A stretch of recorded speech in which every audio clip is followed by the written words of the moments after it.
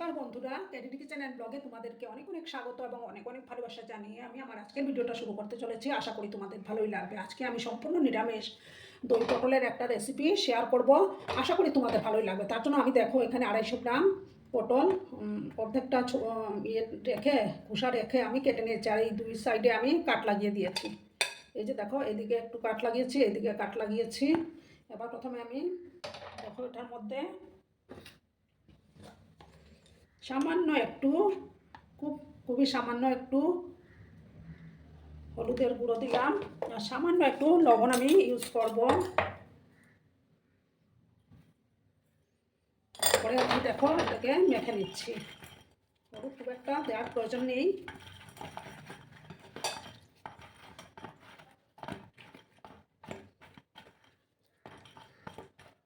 দেখো এটা একটা পাশে আমি সরিয়ে রাখলাম, আর এদিকে আমি একটা মশলা তুলে নেব। একটা বাটি নিয়েছি, দেখো বাটির মধ্যে আমি 1 চামচ জিরে গুঁড়ো, 1 চামচ ধনে গুঁড়ো,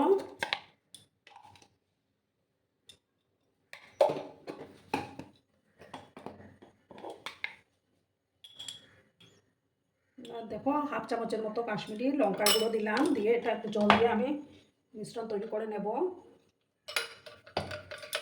তাতে করে বাটা মশলার টেস্টটা আসবে। সমস্ত মশলাটাকে আমি গুলিয়ে নিচ্ছি।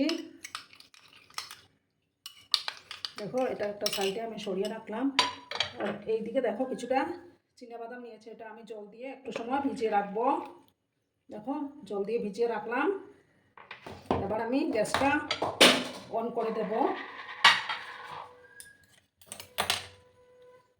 পটলগুলোকে প্রথমে ভাজতে হবে। একটা প্যান আমি বসিয়ে দেব। প্যানটাকে প্রথমে ভালো করে আমি গরম করে নিচ্ছি।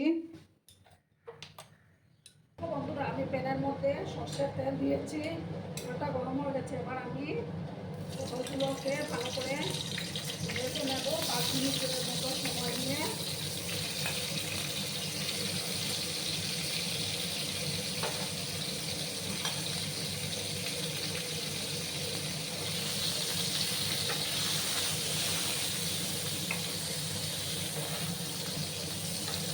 একটু লাল লাল করে আমি পটলগুলোকে ভেজে নেব।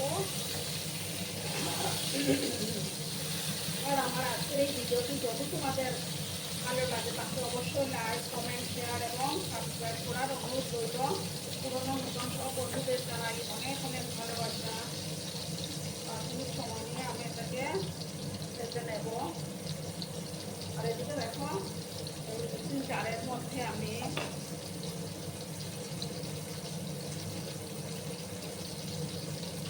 যখন 4টা কাঁচা লঙ্কা দিলাম, আর এই বাদামগুলো ভিজিয়ে রেখেছিলাম, এই বাদামগুলো আমি দিয়ে দেব।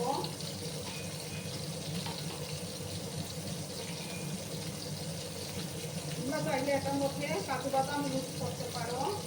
এই যে দেখো বাদামগুলো দিয়ে দিলাম, আর দেব 2 চামচ দই, টক দই।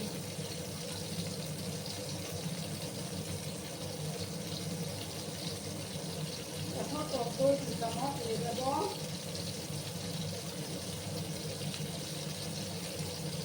দিয়ে আমি এটা একটা পেস্ট আমি বানিয়ে দেব।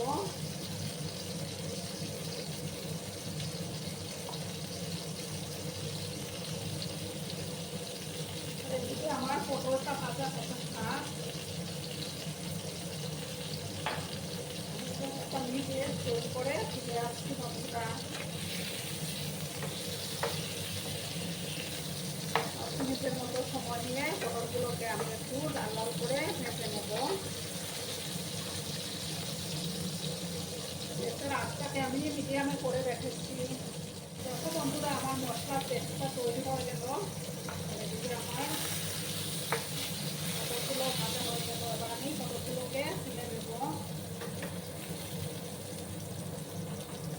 বাটির মধ্যে আমি পটলগুলোকে তুলে দিলাম।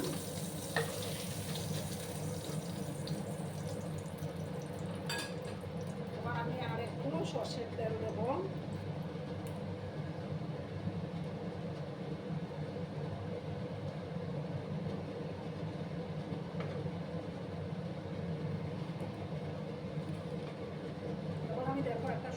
ঢাকা দিলাম।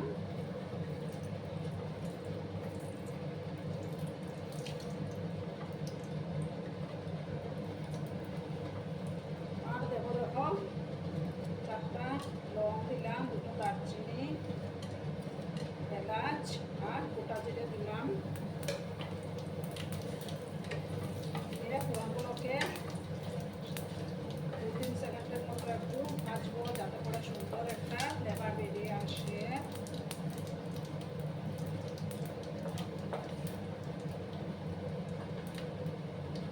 সুন্দর একটা ফ্লেভার বেরিয়েছে। এবার আমি যে মশলার পেস্টটা তৈরি করেছিলাম জিরে ধনে, এই পেস্টটা আমি এবার দিয়ে দিলাম।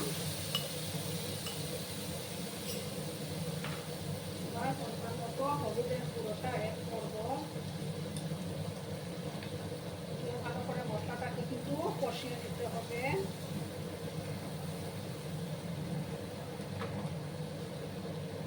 তখন না মশলাটা থেকে তেল ছেড়ে আসছে।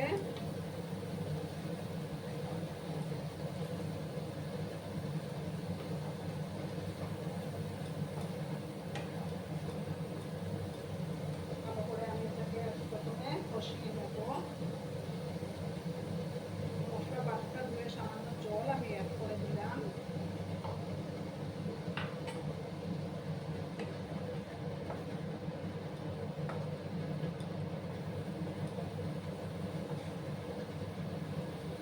মশলাটাকে একটু সময় আমি কষিয়ে নেব। নিরামিষের দিনে কিন্তু এভাবে দই পটল রান্না করলে কিন্তু দারুণ লাগে।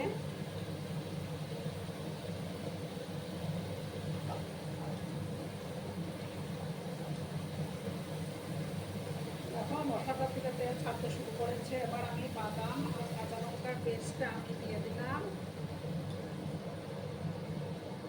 বাদাম কাঁচা লঙ্কা তারপর দই পেস্টটা আমি দিয়ে একদম লো করে দিলাম। গ্যাসের আঁচটাকে একদম আমি কমিয়ে দিলাম। মিক্সিং জারটা ধুয়ে একটু জল অ্যাড করলাম।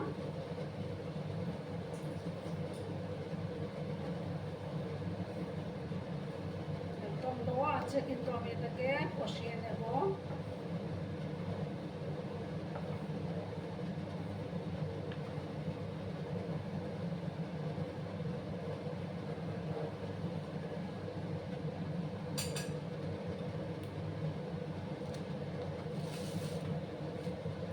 একটু দেখো চিনি অ্যাড করলাম আমি। আর পরিমাণ মতো লবণটা এবার দিয়ে দেব।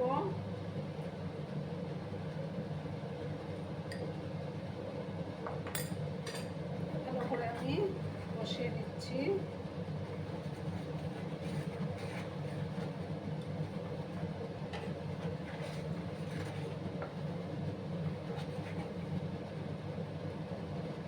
সময় নিয়ে আমি এটাকে একদম লো আঁচে একটু কষিয়ে নেব।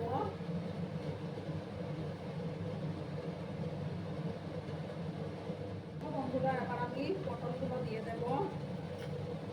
পটলের সাথে আবার ভালো করে আমি কষিয়ে নেব।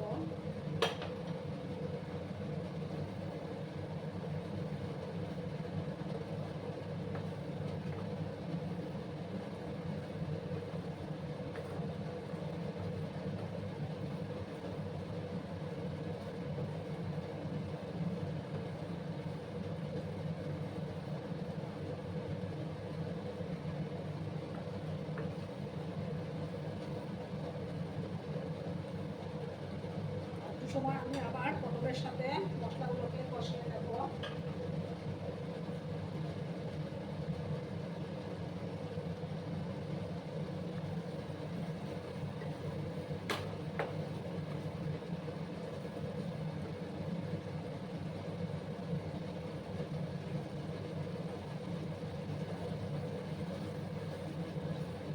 এবার আমি দেখো এটার মধ্যে সামান্য গরম জল অ্যাড করে দেবো।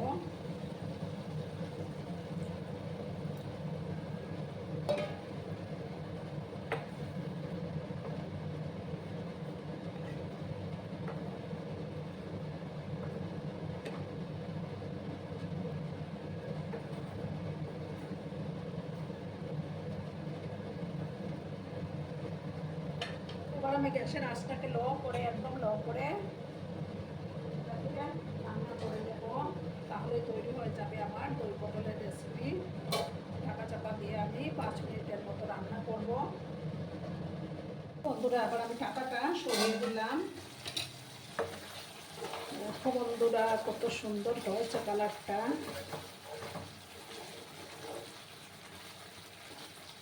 নিরামিষের দিনে কিন্তু দারুণ লাগে।